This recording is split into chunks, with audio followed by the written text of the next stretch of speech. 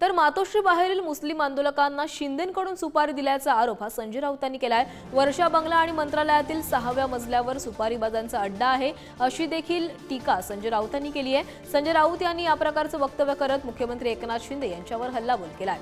मातोश्री बाहेरील मुस्लिमांच्या आंदोलनाची सुपारी वर्षा बंगल्यावर निघाली।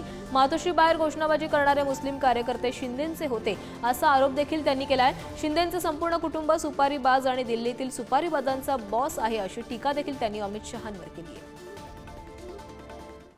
सुपारीचे सगळे जे खेळ आहेत सध्या हे वर्षा बंगल्यावर चालतात सुपारीबाज आणि मग मंत्रालयाच्या 6व्या माळ्यावर आणि ठाण्यातून या सुपारी गँग चालवल्या जातात आणि सगळे भाडोत्री लोक आहेत बरोबर।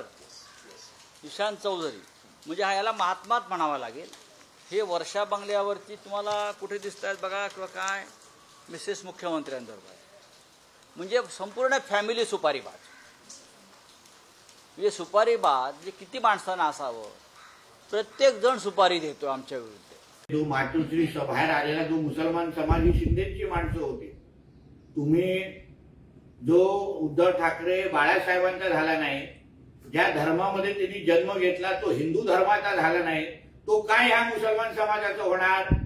आणि मुसलमान समाजाने जो तुला प्रश्न विचारला की तुझे जे 9 खासदार जे मुसलमान समाजाने निवडून दिले हे ते पण म्हणतायत आता वारंवार, आणि मग वक्फ बोर्डच्या वेळी तुझ्या खासदारांनी पळ का काढला हे जाऊन मस्जिदमध्ये जाऊन बसून उत्तर दे ना।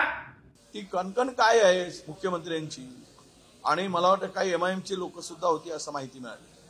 अशी माहिती आहे, आता खरं काय ते त्यांनी शोधावे। पण संजय राऊत म्हणतात ती 100% खरं आहे।